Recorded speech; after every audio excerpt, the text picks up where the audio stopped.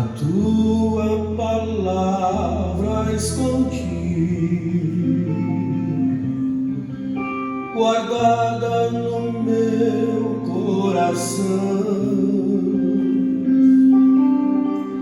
pra eu não pecar contra ti, Senhor. A tua palavra escondi, minhas vestes no sangue lavei, e das tuas águas bebi, pra ser uma oferta agradável a ti. Minha vida a ti consagrei,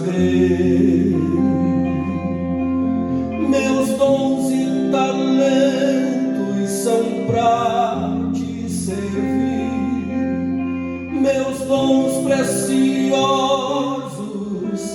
são teus. Não vejo razão pra minha vida sem ti. Tu és meu Senhor e meu Deus.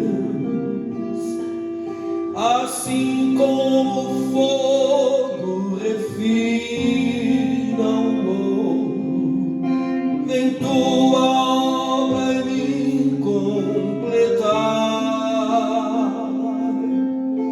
até que o mundo possa ver tua glória em meu rosto brilhar. Glória a Deus. A paz do Senhor, meus irmãos. Bem-vindos a mais um culto de doutrina. Como sempre, é bom lembrar, o culto hoje é culto para o crescimento daqueles, especialmente que já fazem parte do corpo de Cristo, a igreja do Senhor. Os nossos cultos públicos deveriam ter apenas mensagens evangelísticas, mensagens para o pecador. Mas este culto, o culto de doutrina, a escola bíblica dominical, são reuniões para formação e crescimento da igreja do Senhor Jesus. Então eu convido você a tomar a sua Bíblia, a tomar o seu material de apontamentos, escolher um bom lugar para que você possa, comigo nesta noite, aprender do Espírito Santo um pouco mais de sua preciosa palavra. Oremos ao Senhor. Pai, nós te agradecemos porque mais uma vez nos permite estar na tua casa para transmitir a tua preciosa palavra, e agora com o teu povo, a tua igreja, nos seus lares, aprendemos com o Senhor, consultando as Sagradas Escrituras. Que o Espírito Santo, que inspirou esta palavra, venha iluminar as mentes e os corações, e que todos nós, com a ajuda do Senhor, possamos aprender mais de Deus nesta noite. Fala conosco, usa-nos por tua infinita misericórdia, nós te suplicamos no nome de Jesus. Vamos cantar o hino da harpa cristã, o hino de número 16. Tome a sua harpa e vamos louvar a Deus.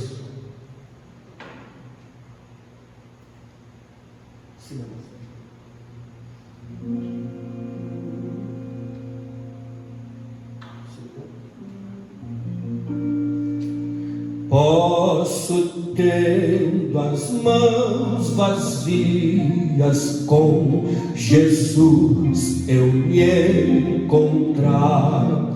Nada fiz, vão-se os dias que lhe posso apresentar. Posso, tendo as mãos vazias, com Jesus eu me encontrar. Quantas almas poderia ao Senhor apresentar? não mais temerei a morte, vencerei, por salvo estar. Qual será a minha sorte, se no céu vazio entrar? Posso, tendo as mãos vazias, com Jesus eu me encontrar. Quantas almas poderia ao Senhor apresentar? No celeste lar entrando, como irei ao Salvador? Quantas almas irei levando para meu fiel Senhor? Posso, tendo as mãos vazias, com Jesus eu me encontrar. Quantas almas poderia ao Senhor apresentar? Do pecado preso em elos, passei anos em vão labor. Quem me dera reavê-los pra servir ao meu Senhor. Posso, tendo as mãos vazias, com Jesus eu me encontrar. Quantas almas poderia ao Senhor apresentar? Despertemos, já é dia, trabalhemos com fervor, elevemos com alegria muitas almas ao Senhor. Posso, tendo as mãos vazias, com Jesus eu me encontrar.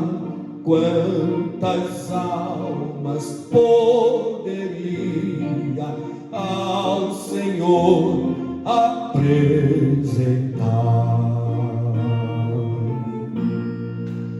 Aleluia.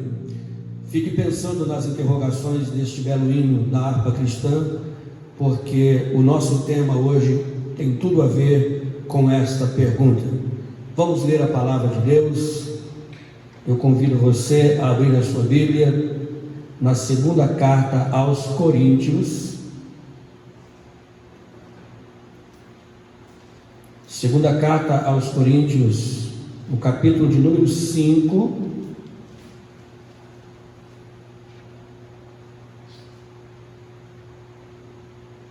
Segundo aos Coríntios, capítulo 5, versículo de número 10.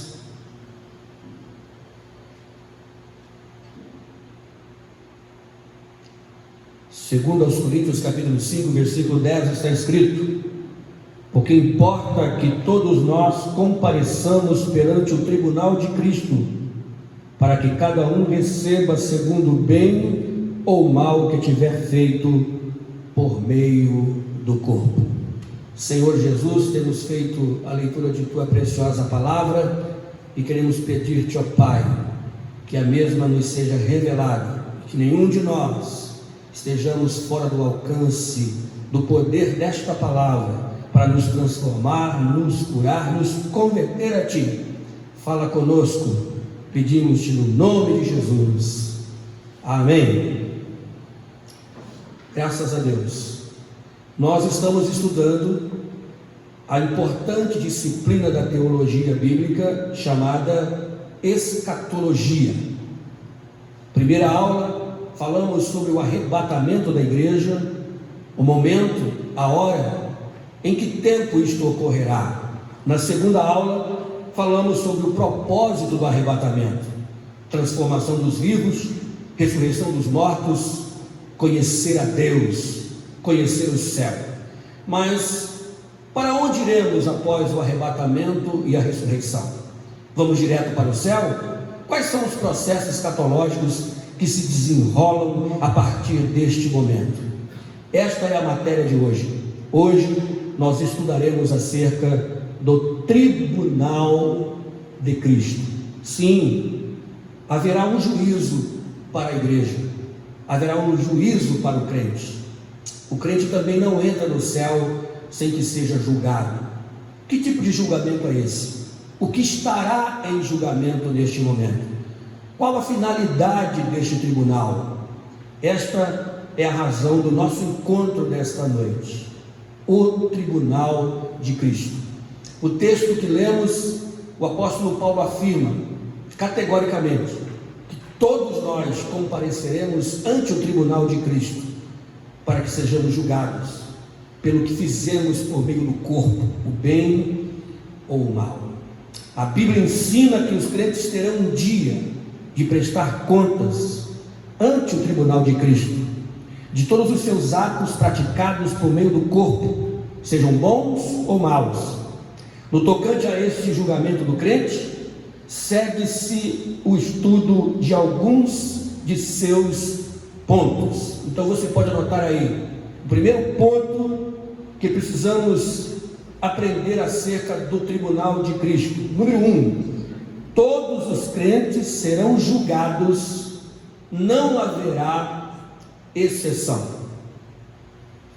Olha o que diz a Bíblia, vai nos ensinar na carta aos Romanos, capítulo de número 14, versículo 10. Romanos, capítulo 14, versículo 10 diz assim: mas tu, porque julgas a teu irmão? Ou tu também, porque desprezas teu irmão? Pois todos havemos de comparecer ante o tribunal de Cristo. É o mesmo autor, o apóstolo Paulo, falando agora aos irmãos em Roma, ele menciona outra vez este momento importante da história, da vida da igreja, quando compareceremos perante o Senhor para prestar contas de nossas obras. Na mesma carta, no capítulo 14, versículo 12, a carta aos Romanos, o apóstolo Paulo também assevera: de maneira que cada um de nós dará conta de si mesmo a Deus. Então, é importante lembrar isso. Nós seremos, após a ressurreição dos mortos, a transformação dos vivos, nós somos levados ao tribunal de Cristo, para que cada um preste conta de si mesmo a Deus de seus atos. Grife esta parte do texto do versículo 12 do capítulo 14 da carta aos Romanos. Nós vivemos em um tempo onde há muita preocupação com o outro, mas lembre-se, no tribunal de Cristo, o que o outro fez, o que o outro pensou, o que o outro achou, o que o outro deixou de fazer, não interessa. Quem estará em julgamento será cada um de nós, pelo que fizemos ou pelo que deixamos de fazer. Por isso, lembre-se, querido irmão, cuide bem de seus atos e não procure tomar decisões justificadas em ações de outros. Você, diante de Deus, responderá por você mesmo. Quero levar você também lá para o Velho Testamento, para que nós nos lembremos que a ideia de um Deus que julga os atos da humanidade é uma ideia plena e abrangente. O contexto do tribunal de Cristo fala de um julgamento para os crentes, mas haverá juízo para todo o mundo. Assim nos lembra o sábio Salomão, quando escreveu seu livro, o livro de Eclesiastes, no capítulo 12, versículo 14, assim nos ensina: porque Deus há de trazer a juízo toda a obra, e até tudo que está encoberto, quer seja bom, quer seja mal. Então, nesse contexto de ideia geral, Deus está trazendo a juízo todo o mundo. Então, não haverá exceção. Todos nós seja qual for a nossa condição diante de Deus aqui na terra, nossas atribuições, nossas posições eclesiásticas, individualmente prestaremos contas ao Senhor das obras que realizamos, dos talentos que recebemos, dos dons que nos foram conferidos. Por isso, este é o primeiro ponto a ser aprendido nesta noite: ninguém escapará deste tribunal. A segunda coisa a ser aprendida acerca do tribunal de Cristo é a seguinte: esse julgamento ocorrerá quando Cristo vier buscar a sua igreja.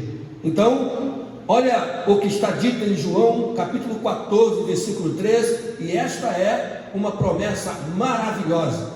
Eu queria chamar a sua atenção para esse detalhe. A gente lê muitas coisas na Bíblia, e tudo que se lê na Bíblia é palavra de Deus, mas aquilo que é dito pelo próprio Jesus vem com um peso muito grande.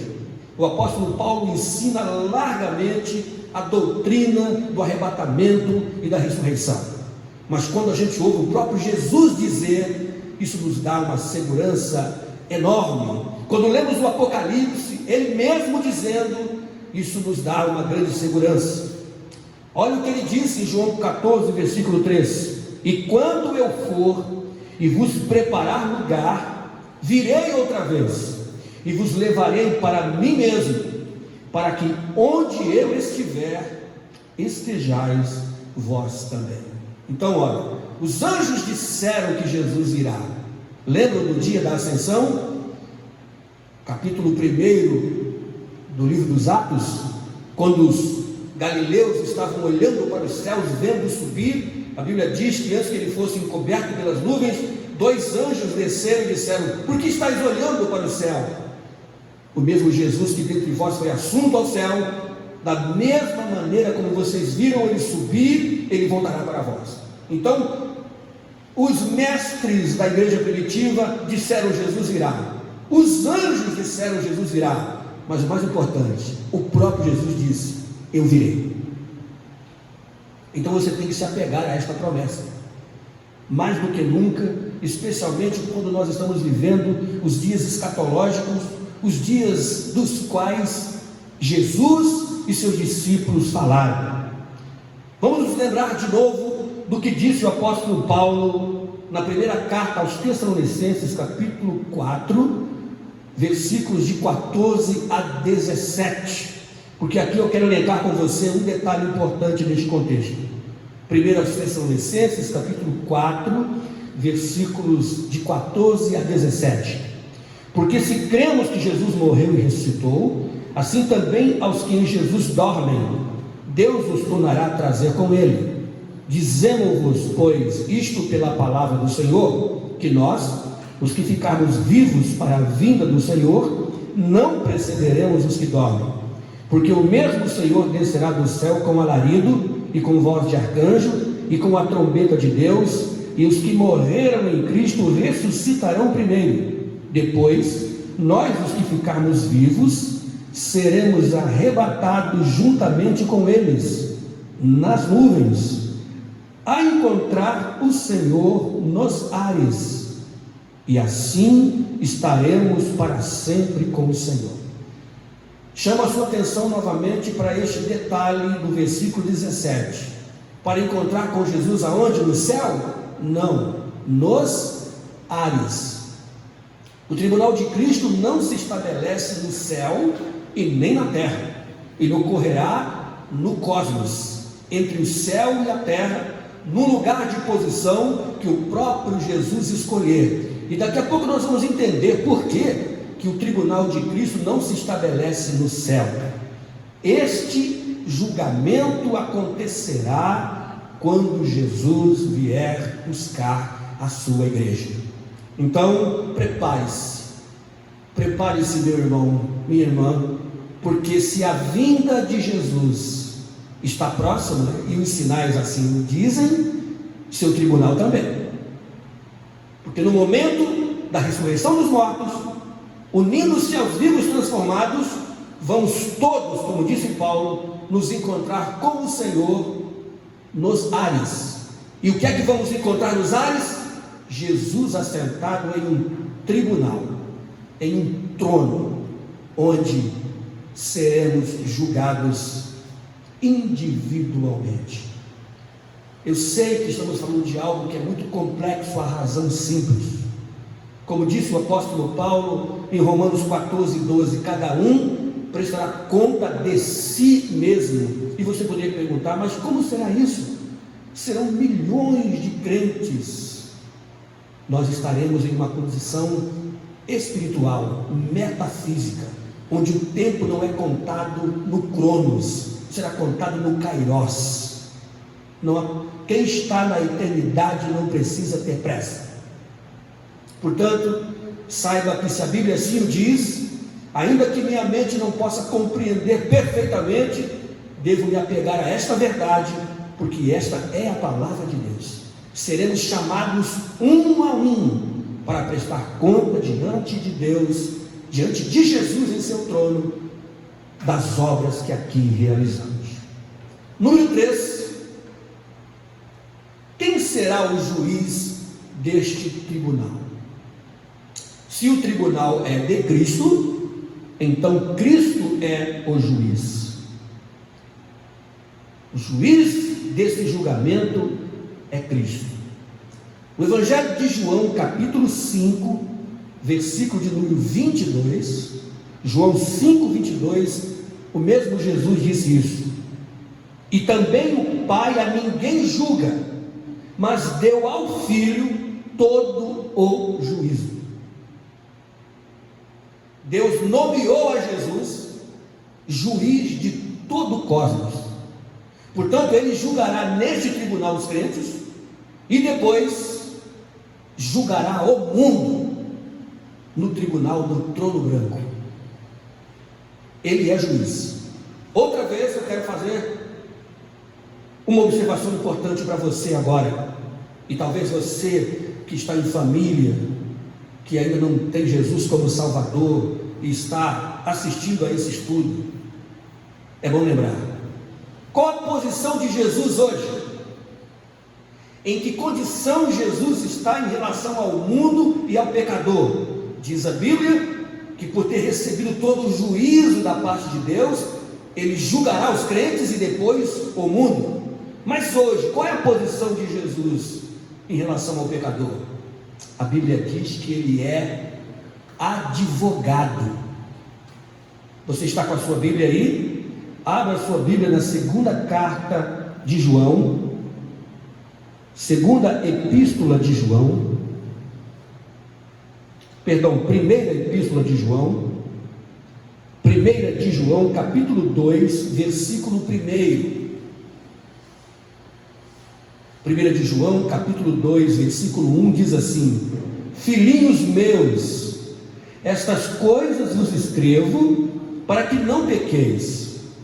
Se todavia alguém pecar, temos um advogado junto ao Pai, Jesus Cristo, o justo. Então, qual é a posição de Jesus no céu hoje em relação a mim e a você? Advogado. E se eu peco, eu reconheço que pequei, eu me arrependo deste pecado, eu rogo a Jesus. Ele é meu intercessor, ele é meu mediador entre mim e Deus, e ele age agora como advogado. E a palavra advogado, uma palavra grega que quer dizer paráclitos ou paracletos, aquele que foi chamado para o lado, aquele que é colocado ao lado. Jesus está ao seu lado agora para advogar os seus pecados. Se você quiser, você pode recebê-lo e ele vai pedir a sua absolvição diante do Todo-Poderoso, juiz de todo mundo, e ele aceitará, porque ele é advogado e ele é também aquele que pagou a dívida por nós. Então eu tenho que contar uma história para você. Disse que uma ocasião um jovem desviou-se dos caminhos, dos ensinos da família e procurou o caminho do crime. Sua família era uma família de bons recursos financeiros, e então procurou um advogado indicado um bom advogado, e esse advogado ficou ao seu lado como um paráclito para defendê-lo no tribunal. E como era um excelente advogado, conseguiu que ele fosse liberto, pagasse uma fiança e ficasse liberto. Não demorou muito tempo, aquele rapaz outra vez cometeu um novo crime. Outra vez a família abastada contratou o mesmo advogado, e aquele advogado muito bom apelou à justiça e, com os recursos de sua sabedoria e a lei que conhecia, outra vez conseguiu absolver o rapaz apenas com fianças. Novamente, não demorou muito, o rapaz cometeu outro crime e de novo o mesmo advogado conseguiu absolvê-lo. Muito bem. Outra vez ele cometeu outro crime. E a família novamente procurou o escritório de advogados e descobriu que aquele advogado não estava advogando mais. Então, contratou-se um outro advogado. No dia marcado para a audiência, quando aquele jovem compareceu agora com um novo advogado diante do tribunal, quem era o juiz? Aquele que havia sido seu advogado nas outras demandas judiciais. E porque aquele juiz conhecia perfeitamente a capacidade daquele jovem de transgredir a lei todas as vezes que era absolvido, o advogado, agora juiz, não aceitou a apelação e condenou aquele rapaz. Você entendeu qual é a moral dessa história?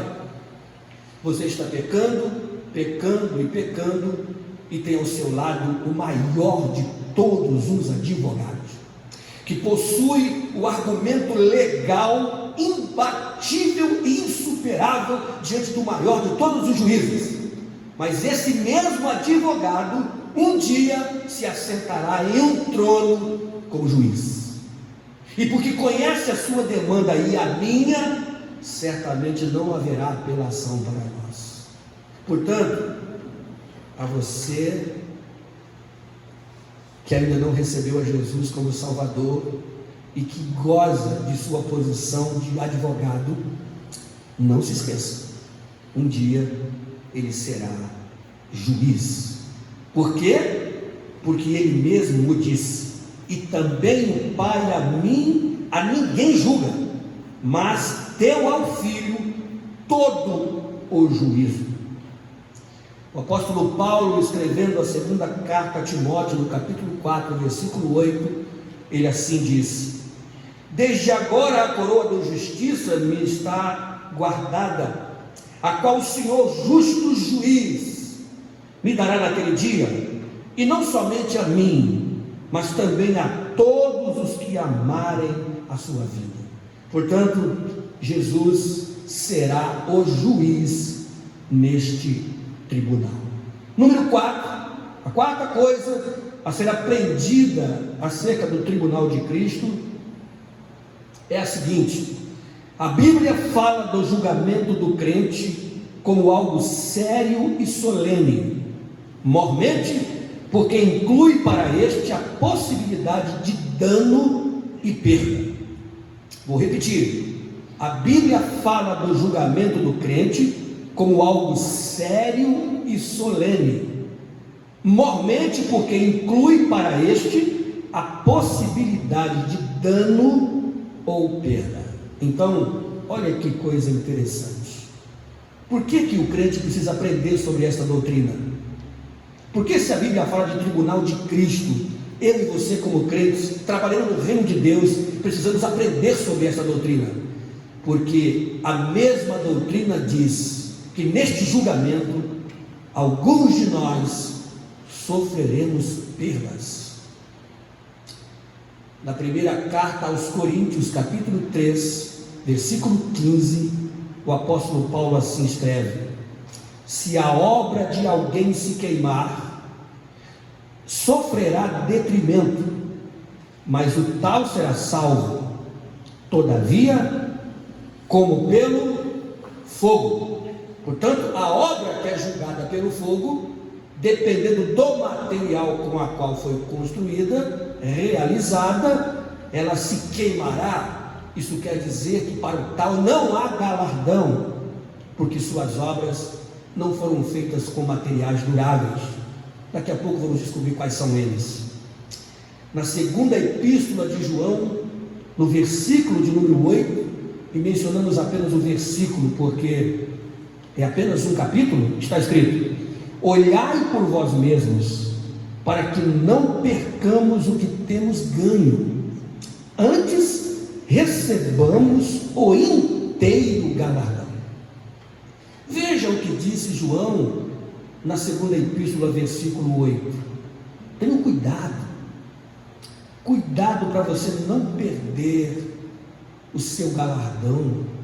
Isso quer dizer o quê? Que há possibilidade de perda. E tem uma outra questão importante: a possibilidade de passarmos grande vergonha diante deste tribunal. É o que a Bíblia diz. O mesmo João, na primeira epístola, capítulo 2, versículo 28, diz assim: e agora, filhinhos, permanecei nele, para que quando ele se manifestar, tenhamos confiança, e não sejamos confundidos por ele na sua vinda.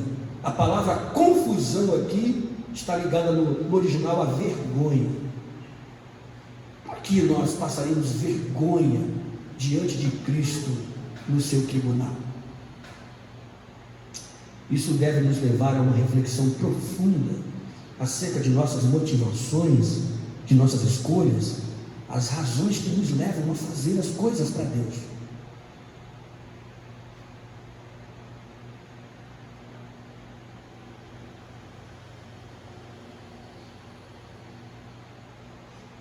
A primeira carta aos Coríntios, capítulo 3, os versículos de 13 a 15, assim nos diz. 1 Coríntios, capítulo 3, versículos de 13 a 15.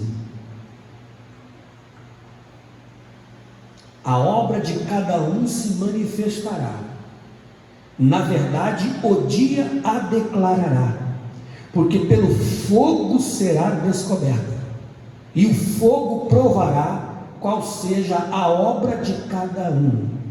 Chama a sua atenção para essa questão. Parece que do lado do tribunal de Cristo tem uma fogueira grande, né? E a gente está pegando todo o material que foi construído, ou com que realizamos a obra de Deus, estamos jogando lá. Isso aqui é uma figura de linguagem. Quem é que tem como símbolo o fogo na Bíblia? O Espírito Santo. O Espírito que permeia tudo, que discerne tudo, que julga motivos, razões, motivações, é que estará lá para dizer o que foi que nos levou a fazer ou deixar de fazer alguma coisa para Deus. Continuando, se a obra que alguém edificou nessa parte permanecer, esse receberá galardão. Passando pelo fogo, se esse material não se dissipar, então, avaliada a sua obra, seu galardão está ligado àquilo que ele fez com o material que usou. No versículo 15 diz: se a obra de alguém se queimar, se for destruído, se as chamas consumirem, sofrerá detrimento, mas o tal será salvo, todavia, como pelo fogo. E aí eu tenho que voltar com você um pouquinho antes, na primeira carta aos Coríntios, capítulo 3, versículo de número 12, para que você saiba quais são os materiais que simbolizam a matéria-prima que nós estamos usando para fazer a obra de Deus. E aí você tem que pensar: que material eu estou usando? O que será que vai acontecer quando eu comparecer diante do tribunal de Cristo? Quando for colocado no fogo, vai sobrar alguma coisa? Olha a relação de material que o apóstolo Paulo diz que tem sido usado quando se realiza a obra de Deus. 1 Coríntios, capítulo 3, versículo 12. Contudo, se alguém edifica sobre o fundamento, é ouro, prata, pedras preciosas, madeira, feno, palha, manifesta se tornará a obra de cada um. Você percebeu? Quais são os materiais? Contudo, se alguém edifica sobre o fundamento, é ouro, prata, pedras preciosas, madeira, feno, palha. E aí a gente tem que pensar, porque se o que julga a obra é o fogo, desse material aqui, o que resiste ao fogo? Observe que os últimos 3 materiais são extremamente inflamáveis: madeira, feno e palha. Sobra o que quando a gente joga feno no fogo? Aquele feno sequinho.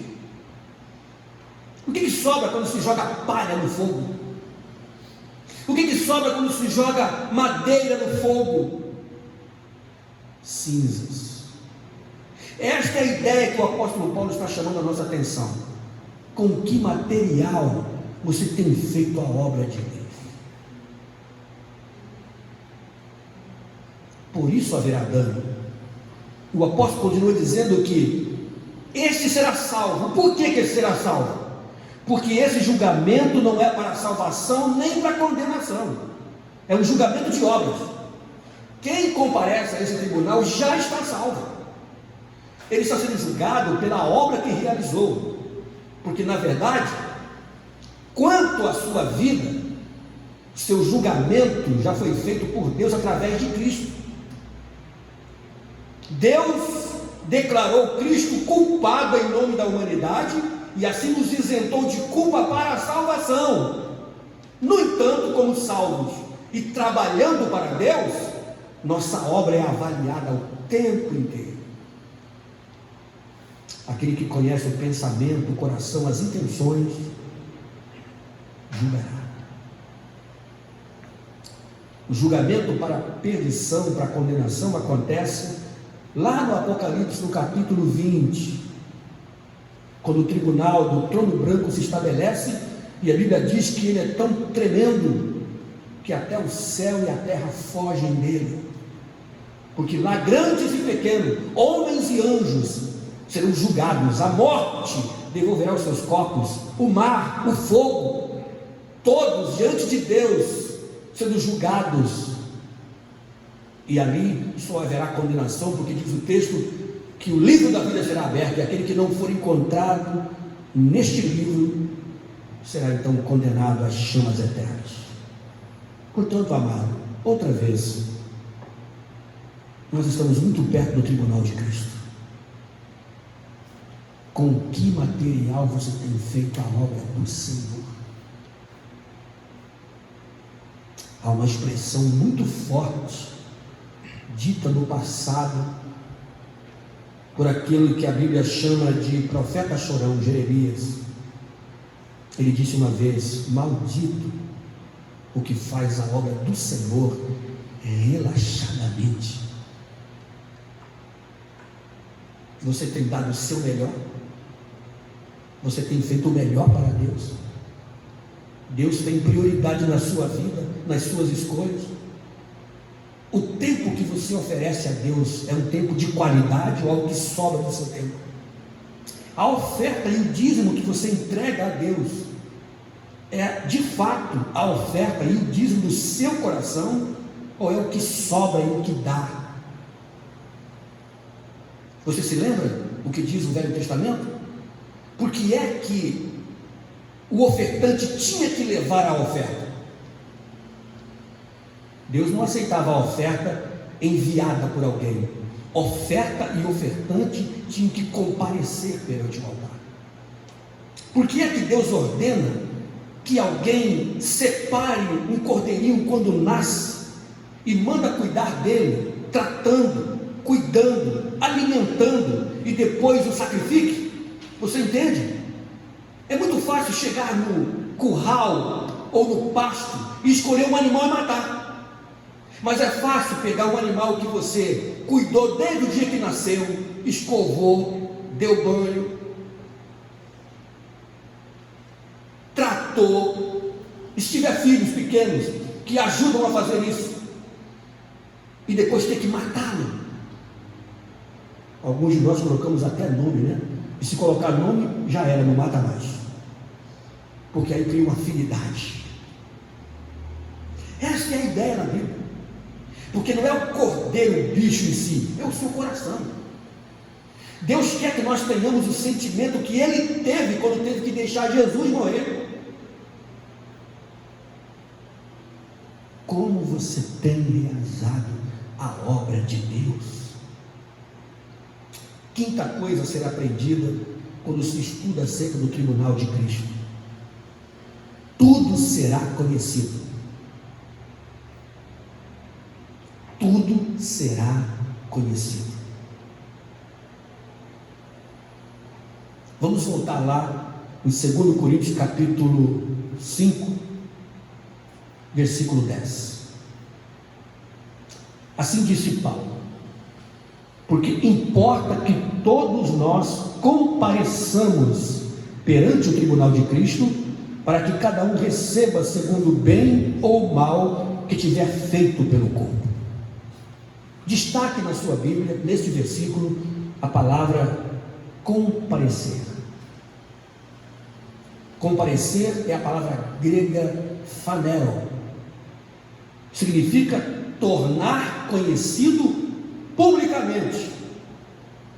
Por isso que o apóstolo João diz: cuidado para que o dia do tribunal de Cristo não seja um dia de vergonha, porque não vai ser assim um julgamento em que você vai ficar só você e Jesus falando no pé do ouvido.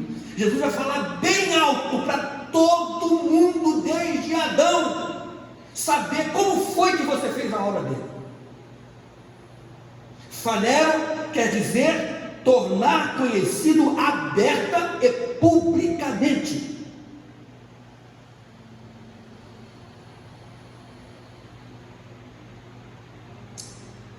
Pare para pensar comigo.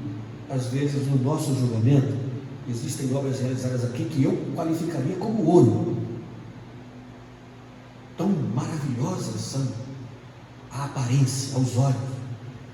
Algumas obras são realizadas e a gente, olhando com os olhos humanos, qualificaríamos como prata, como pedras preciosas, mas lá diante de Deus talvez seja feno.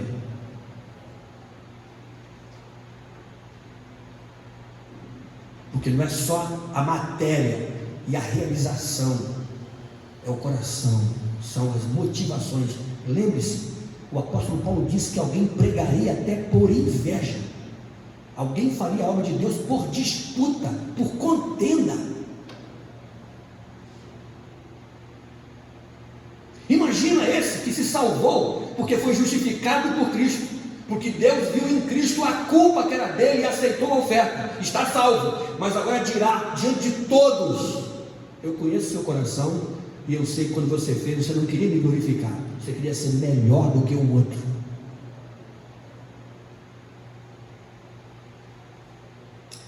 Esta é uma verdade bíblica acerca do tribunal de Cristo: tudo será conhecido. Deus examinará e revelará abertamente na sua exata realidade. Olha o que diz Marcos capítulo 4, versículo 22. Evangelho de São Marcos, capítulo 4, versículo 22. Porque nada há encoberto que não haja de ser manifesto, e nada se faz para ficar oculto, mas para ser descoberto. Nossos atos secretos serão revelados diante de Cristo.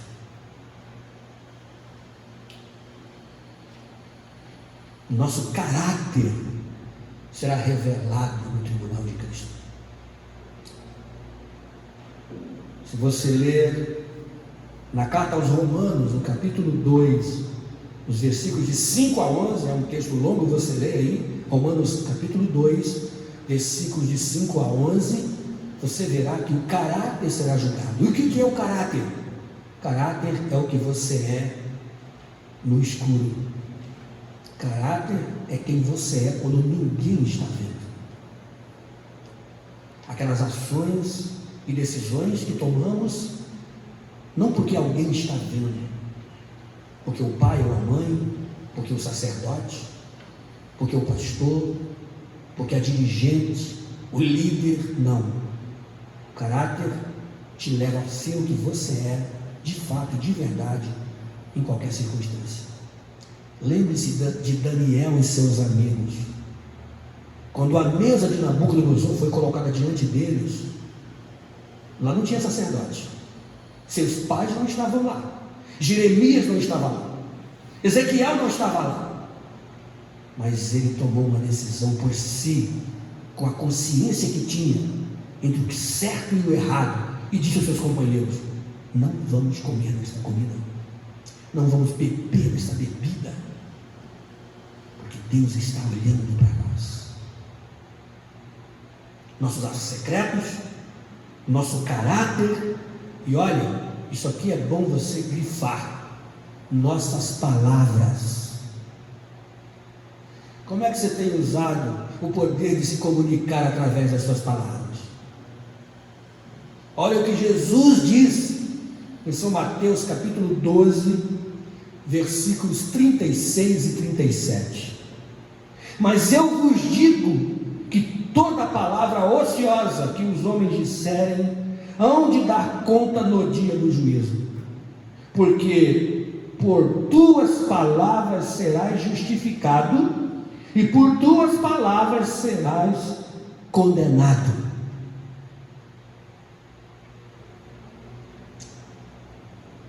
Cuidado com as palavras que saem da sua boca, porque estão todas registradas. Olha o que foi que o sábio disse em Provérbios, no capítulo 18, versículo 21. Entre as muitas coisas que o sábio ensina acerca das palavras, do poder da língua, ele vai dizer isso aqui, Provérbios 18, 21. A morte e a vida estão no poder da língua. O que bem a utiliza, come do seu fruto. Morte e poder. Morte e vida no poder da língua. Quando você fala, transmite vida ou transmite morte? Está registrado. Tenham cuidado. Leia a epístola de Tiago. Veja o que ele diz acerca da língua em sua pequena carta. Tenho certeza que muita gente, por falta de conhecimento desta verdade, permite que saiam palavras ociosas, irresponsáveis, julgando que elas não têm peso algum para o futuro, mas tem. E foi Jesus que o disse: você será julgado e você será condenado por suas palavras. Será conhecida também as nossas obras.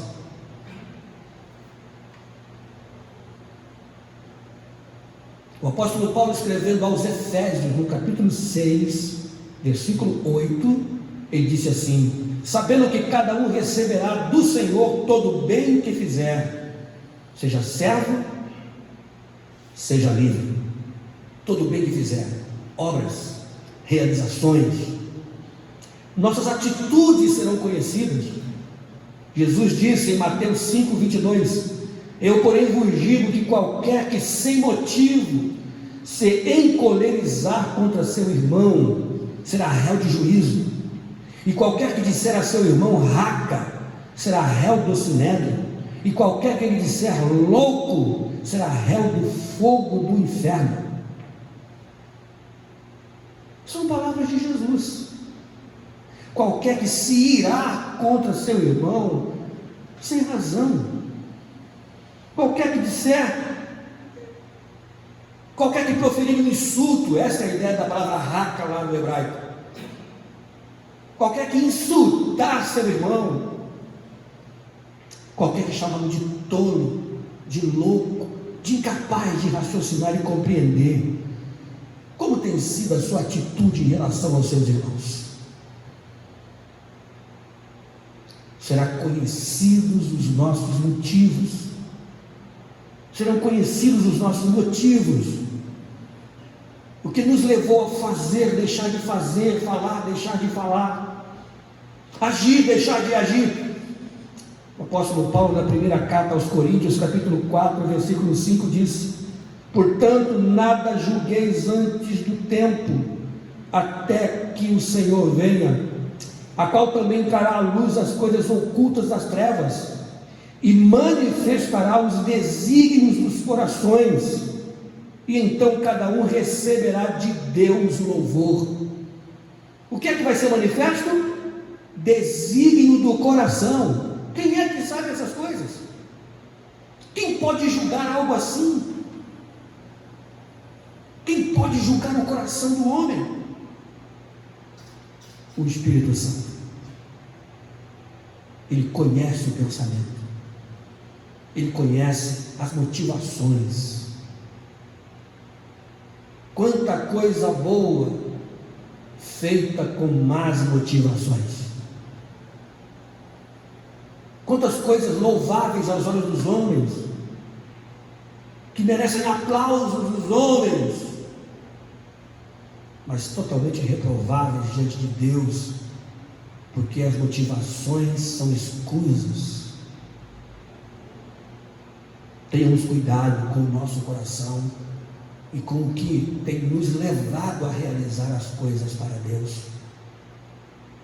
Outra vez, não é só o que fazemos, mas é por que fazemos.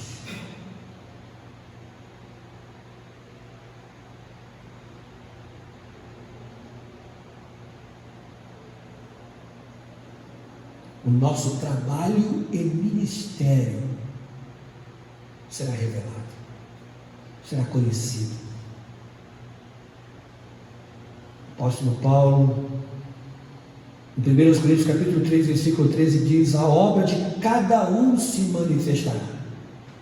Na verdade, o dia a declarará, porque pelo fogo será descoberta, e o fogo provará qual seja a obra de cada um.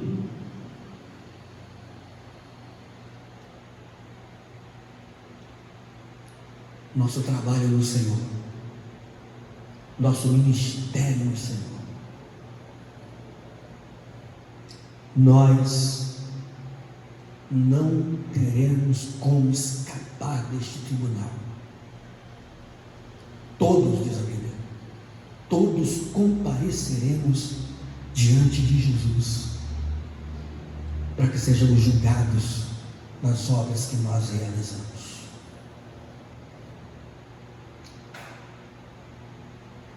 Quais foram as perguntas que o hino que cantamos nos fez?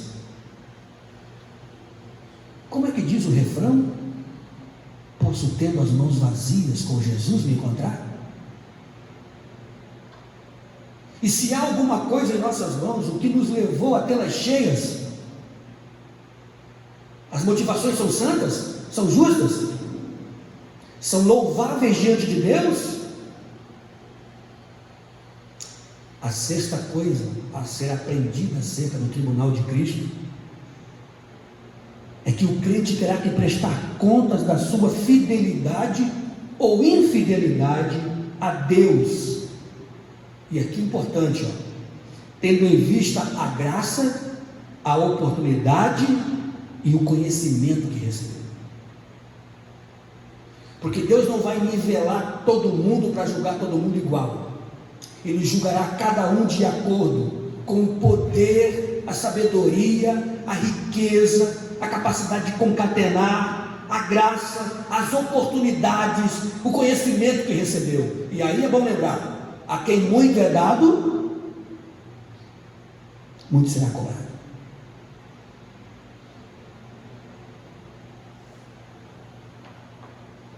Em Lucas capítulo 12, versículo 48, Jesus diz: Mas o que não soube e fez coisas dignas de açoite, poucos açoites será castigado. Com poucos açoites será castigado. E qualquer que é muito for dado, muito se lhe pedirá. E ao que muito se lhe confiou, muito mais se lhe pedirá.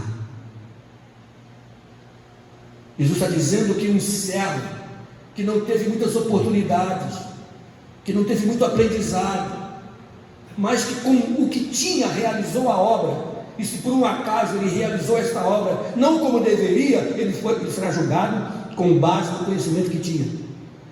Mas diz o texto: mas aquele que recebeu muito, aquele que teve todas as oportunidades, conhecimento, oportunidades, esse tem muita coisa para prestar contas. Qual foi o dom que Deus te deu? Qual foi a capacidade que Ele te deu? Qual foi o ministério que Ele te deu? Aos obreiros da seara que me ouvem agora, pensem nisto. Há uma disputa enorme no nosso tempo pelo ministério. Há pessoas deixando suas igrejas, porque dizem eles: meu tempo está atrasado. Tem até profecia para isso. Seu tempo está atrasado naquele ministério. Tem gente com tanta impaciência que estão colocando a mão sobre a sua própria cabeça, dizendo: eu me declaro, eu me unjo, eu me consagro. Mas lembre-se deste texto aqui, ó. Você quer ser muito? Você quer ter muito? Não se esqueça. No tribunal as contas serão feitas de acordo com o que você tem, com o que você é, com o que você recebeu, com as suas oportunidades, conhecimentos que você obteve. Deus não vai julgar a ovelha com o mesmo critério que julga o pastor. Deus não vai julgar o liderado com o mesmo critério que julga o líder. E é por isso que o autor aos Hebreus, no capítulo 5, vai dizer: ninguém deve tomar para si esta honra, senão aquele que foi escolhido como Arão.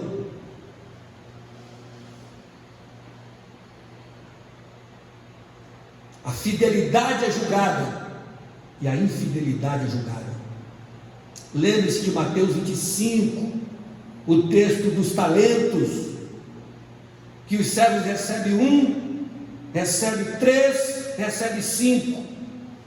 E talvez você possa dizer: mas o que enterrou um talento só não tem nada. Um talento são 34 quilos de ouro ou de prata. Quanto vale 34 quilos de ouro ou prata? Mesmo quem recebeu apenas um talento, recebeu muita coisa. E o que recebeu 5?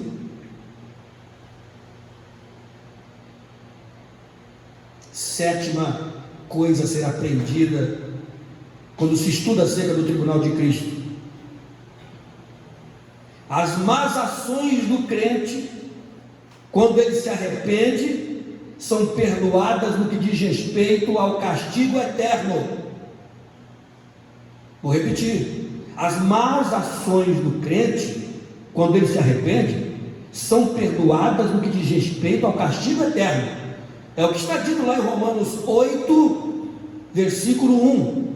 Porque agora nenhuma condenação há para os que estão em Cristo Jesus, mas são levadas em conta quanto à recompensa.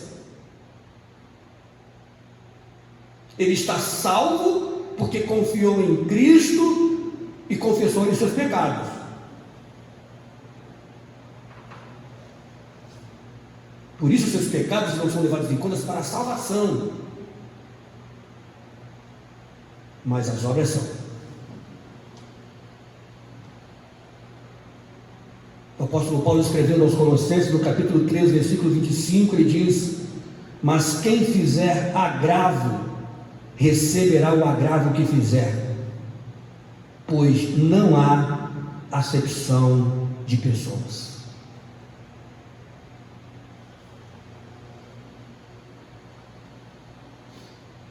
Tenha cuidado.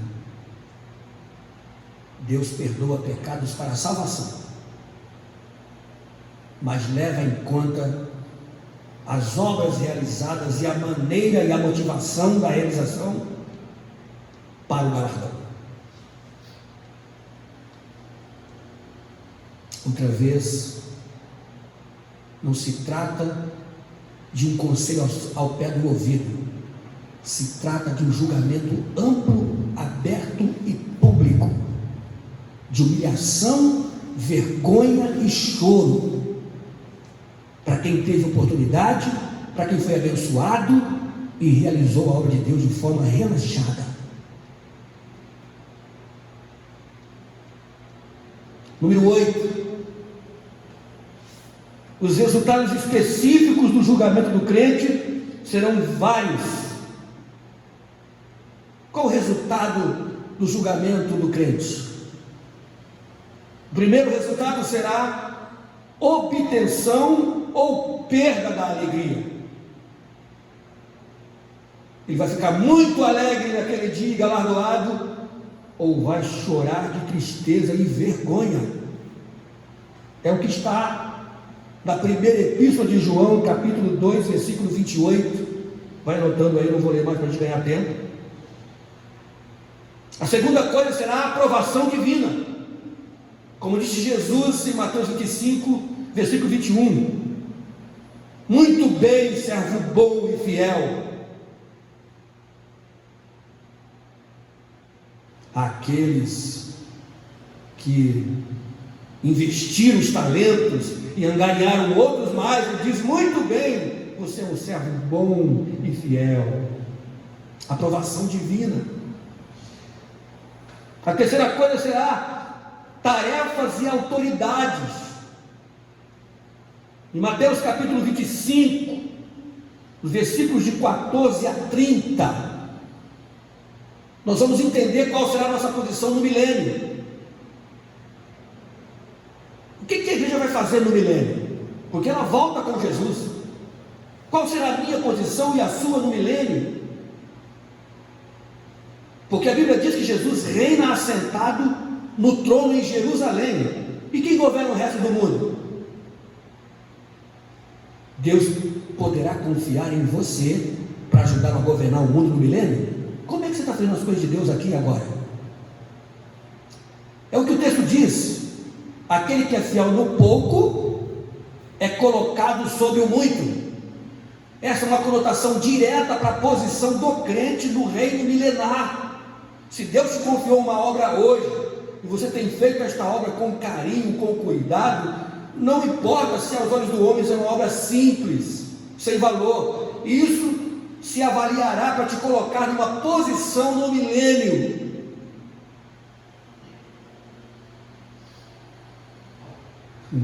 Os irmãos de nossa igreja que estão nos ouvindo aí, quem será o governador do Rio de Janeiro no milênio? Quem será o prefeito do Duque de Caxias no milênio?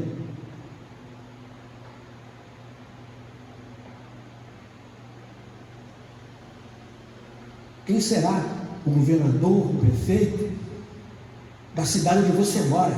Porque Jesus está em Jerusalém, o resto do mundo. Ele vai poder confiar a você alguma coisa? Se alguém fez com más intenções, com intenções escusas, ou fez relaxadamente, qual pode ser a sua posição no milênio? Recompensa, galardão. O apóstolo Paulo disse isso em Filipenses 3,14, 2 Timóteo 4,8. Ele diz que em Deus está seguro o seu galardão, recompensa. E por último, honra. Ser honrado por Deus, ser reconhecido por Deus. Se o julgamento é público, se todos estarão assistindo e ouvindo, que bênção será.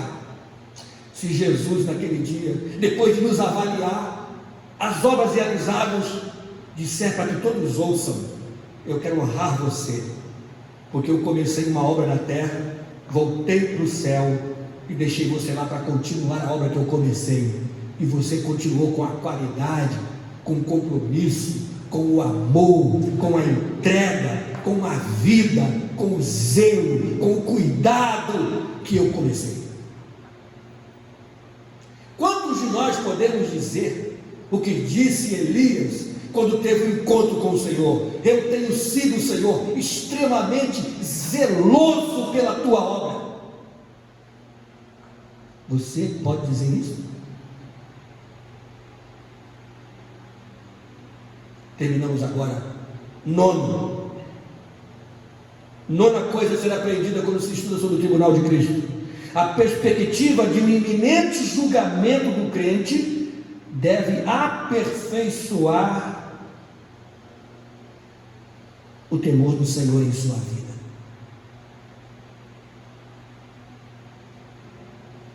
Levar a sério, vigiar, viver em santa conduta e piedade,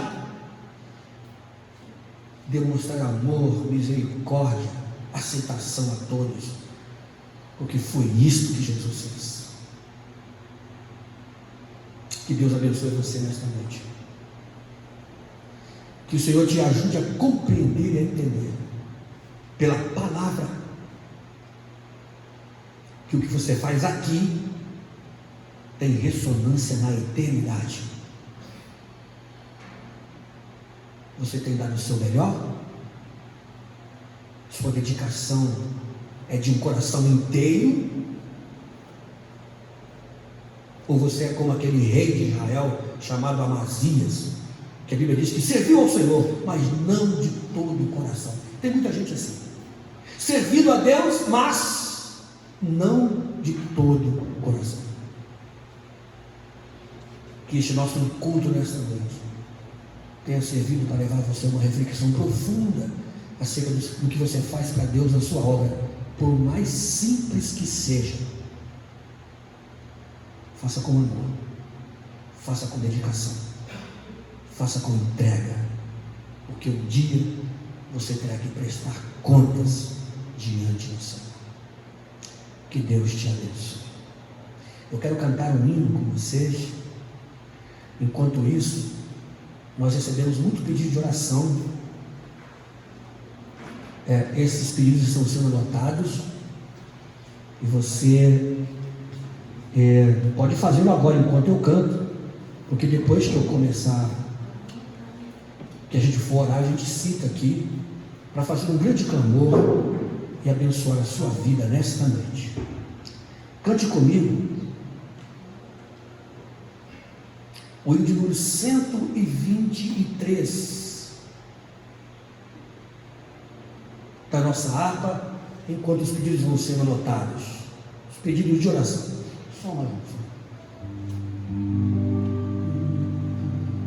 123. Um dia Cristo voltará, ao acender o prometeu, de modo que subiu virá, há de ver o Rei Jesus, o povo seu. Muito breve, sim, Jesus virá, alegre o verá seu povo, velando todos devem sempre estar, a fim de vê-lo voltar. Os mensageiros do Senhor afirmam que Jesus virá, e o poder consolador as fiéis promessas nos revelará. Muito breve, sim, Jesus virá, e alegre o verá seu povo, velando todos devem sempre estar, a fim de vê-lo voltar.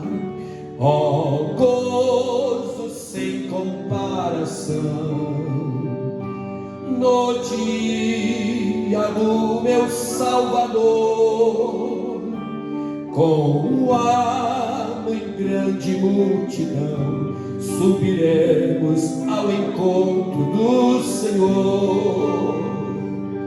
Muito breve, sim, Jesus irá, alegre o verá seu povo, velando todos devem sempre estar, a fim de vê-lo voltar. Bem-vindo sejas, meu Senhor, em tua gloriosa luz, e nossa fé terá valor. Nós dizemos: ora vem, Senhor Jesus. Muito em breve, sim, Jesus irá, alegre o verá seu povo, velando todos devem sempre estar, a fim de vê-lo voltar.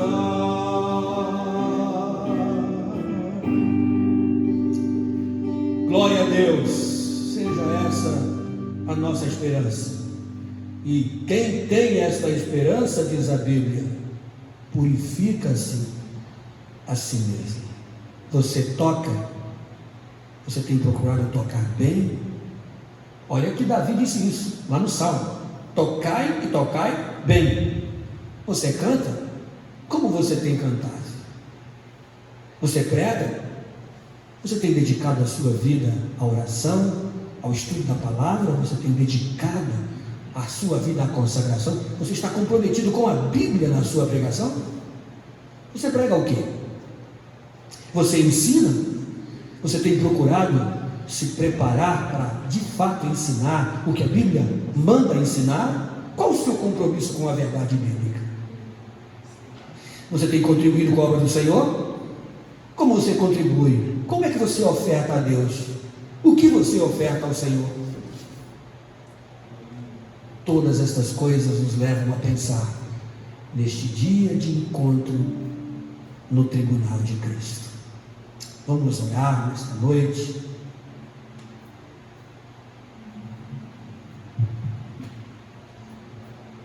Nós vamos orar pelo Bruno Aguiar dos Santos.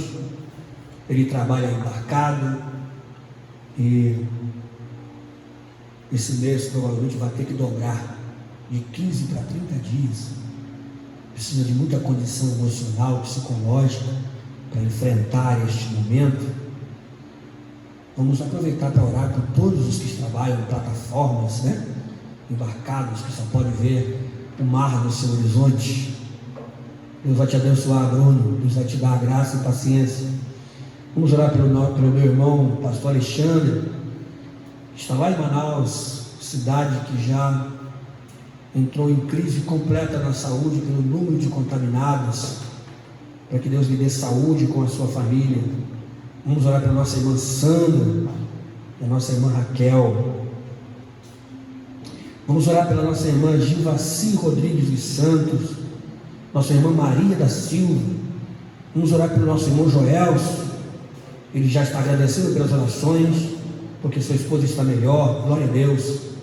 Vamos orar pela Sandra, por toda a família. Vamos orar pelo Paulo Roberto, que está com febre.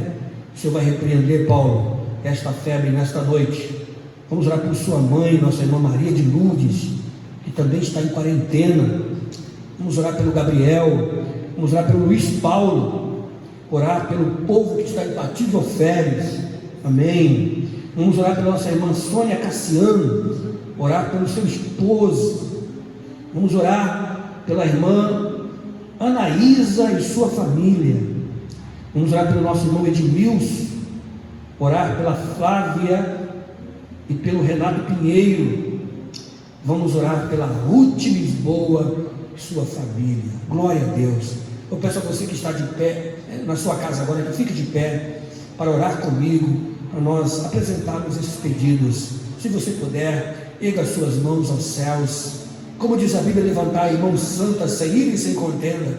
Clamemos ao Senhor nesta hora. Pai, grande é a relação daqueles que clamam por tua misericórdia nesta noite. Temos feito a menção, a leitura dos seus nomes, de suas famílias e as causas dos pedidos. O Senhor já anotou enquanto estava lendo. Pai, eu entrego a cada um deles em suas necessidades, em suas demandas, em suas aflições, em seus problemas agora, pedindo, Senhor, que honre a fé de cada um daqueles que pedem ao Senhor nesta hora o milagre. Aqueles que estão internados, que estão em completa quarentena, estão isolados, vai com a tua mão lá, Senhor, porque para ti não há quarentena, não há isolamento, para ti não há barreira. Em nome de Jesus nós te pedimos nesta hora, aqueles que estão febrios, estão enfermos, com a garganta inflamada, os que estão contaminados por este vírus, em nome de Jesus, na autoridade do teu nome, Senhor, nós repreendemos este mal e esta enfermidade pelo poder do sangue do Cordeiro. Socorre, Jesus. Visita o Bruno, aqueles que estão com ele, Pai, em quarentena, e vão passar todo esse período sem vir para estar com a família. Dá a eles condição mental, espiritual, emocional, que haja equilíbrio, Senhor. Evita, Pai, guarda-os do pânico, guarda-os da síndrome que tem provocado tanta dor, clausura, claustrofobia, todas as fobias, em nome de Jesus.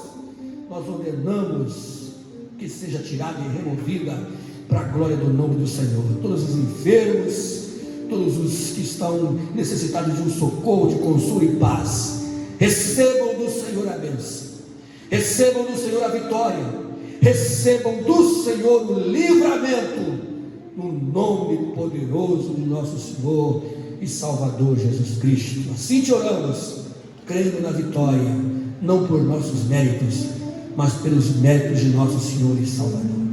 Recebam a bênção, recebam a vitória, no nome de Jesus. Que o Senhor nos abençoe. Eu quero convidar você para quinta-feira, no mesmo horário, estaremos aqui no culto dedicado à terceira idade. Então, nós não podemos tê-los aqui, é um grupo de risco, mas nós vamos estar aqui com a diretoria deste departamento, para a gente encaminhar aí alguns louvores e uma palavra especial para os nossos irmãos da terceira idade. Amém? Sejam abençoados pelo Senhor, continuem firmes, não se desesperem, o vento vai passar, Deus está trabalhando, Deus está agindo, e a bênção do Senhor está com você. Obrigado, Jesus, por mais este encontro. Pedimos que a tua palavra tenha sido causa de despertamento e reflexão profunda de nossas almas, que ela tenha sido aplicada em nossos corações e que por ela possamos conduzir os nossos atos, nossas escolhas e nossas motivações. Seja com o teu povo a tua bênção, seja com o teu povo a tua graça, assim eu te peço, no nome de Jesus. Que o grande amor de Deus nosso Pai, a graça de nosso Senhor e Salvador Jesus Cristo, a comunhão e a consolação do Espírito Santo seja com todos, hoje, sempre, todos digam amém.